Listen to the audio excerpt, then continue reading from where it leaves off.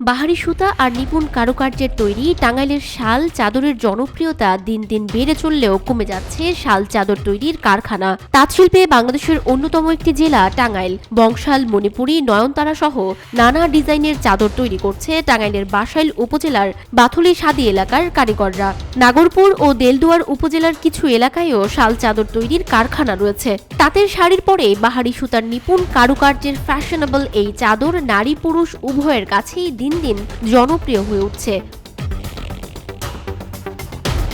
শাল চাদর তৈরির কারখানার মালিকদের সাথে কথা বলে জানা যায়, গত বছরের তুলনায় এবছর বিক্রি বেশি হয়েছে। তবে সুতার দাম বেড়েই চলছে, কিন্তু বাড়তি দামে বিক্রি হচ্ছে না চাদর। ফলে আশানুরূপ লাভ না পাওয়ায় কারখানা টিকিয়ে রাখা কঠিন হয়ে পড়ছে।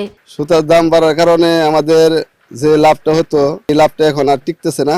ব্যাংকের যে লোন আছে, এমনি মহাজনী সুদি করে যারা ব্যবসা করে, এদের লাভটা দিয়ে কোনো কিছু থাকতেছে না আর কি। এবছর অগ্রিম শীত পড়ার কারণে আমরা মোটামুটি ভালো একটু বেচা কিনি করছি আর। তাঁত শিল্পে এটা যদি স্বল্প সুদে দিত তাহলে আমাদের সুবিধা পেতাম অনেক আর কি।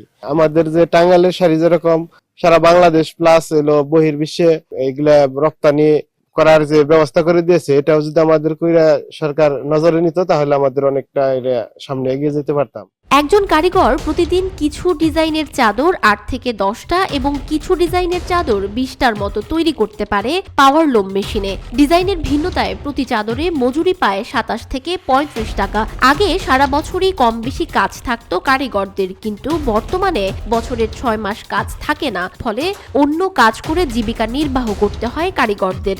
অটোমেটিক মেশিন চালু হওয়ায় চাদর তৈরিতে লোকবলও কম লাগছে। অল্প মজুরি ও সারা বছর কাজ না থাকায় এবং অটো মেশিন চালু হওয়ায় চাদর তৈরির কারিগর দিন দিন কমে যাচ্ছে। সবচেয়ে জিনিসের দাম বেশি, আমাদের তো পারিশ্রমিক বাড়ে না, কাপড়ের মূল্য ধীরে ধীরে কমে, বাড়ে না তো। সুতার দাম বাড়ে কিন্তু কাপড়ের রেট কমে। মালিকেরও চলে না, আমাদেরও চলে না। মালিক বাঁচলে না আমরা বাঁচবো, মালিক যদি না বাঁচে তাহলে আমরা বাঁচবো কেন? যদি চাদরের দাম বাড়তে, যদি একটু বাড়তো তাহলে হয়তো কোম্পানি আমাদের একটু বাড়ায় দিত। এই কাজটা অটোয়ারি মেশিনে হয়, এই জন্য আমার কামের চাহিদাটা একটু কমছে। আর আগে আমি 12-13টা মেশিন চালাইতাম।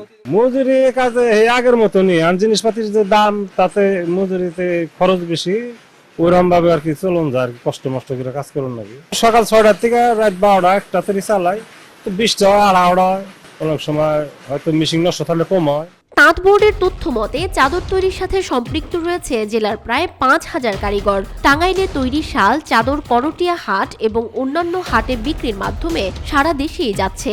তাঁত বোর্ডের পক্ষ থেকে তাঁতিদের সহযোগিতা করা হচ্ছে বলে জানান লিয়াজো অফিস রবিউল ইসলাম। তাঁতিদের জন্য কাজ করে যাচ্ছি, সেখানে আমাদের সমিতি কার্যক্রম চলমান। টাঙ্গাইল বেসিক সেন্টারের পক্ষ থেকে তাঁত বোর্ডের আমরা তাঁতিদেরকে শর্তে বিনা জামানতে এখান থেকে প্রান্তিক তাঁতিদের জন্য গর্ত তাঁতে 30,000 টাকা থেকে 1.5 লক্ষ টাকা, এমনকি সেমি অটোমেটিক বা যেটা পাওয়ার লুম, এখানে আমরা 50,000 টাকা থেকে 2.5 লক্ষ টাকা পর্যন্ত ঋণ সহায়তা প্রদান করতে পারি, যেটা হচ্ছে শুধুমাত্র 5% সার্ভিস চার্জ, যেখানে তারা 3 মাস গ্রেস পিরিয়ড পায়, 3 বছরে তারা পরিশোধ করার সুযোগ পায়। টাঙ্গাইলের তৈরি শাল চাদর অন্যান্য পোশাক শিল্পের তৈরি পোশাকের মতো দেশের বাহিরে রপ্তানি করার ব্যবস্থা করা হলে কারখানার মালিকদের কারখানা টিকিয়ে রাখতে সুবিধা হবে এবং সঠিক লাভ পেলে কারিগরদের মজুরি বাড়ানোও সম্ভব হবে। দেশের অর্থনৈতিক আয় যেমন বাড়বে, তেমনি কর্মসংস্থান তৈরি হবে বলে দাবি চাদর তৈরির সাথে যুক্ত সংশ্লিষ্টদের।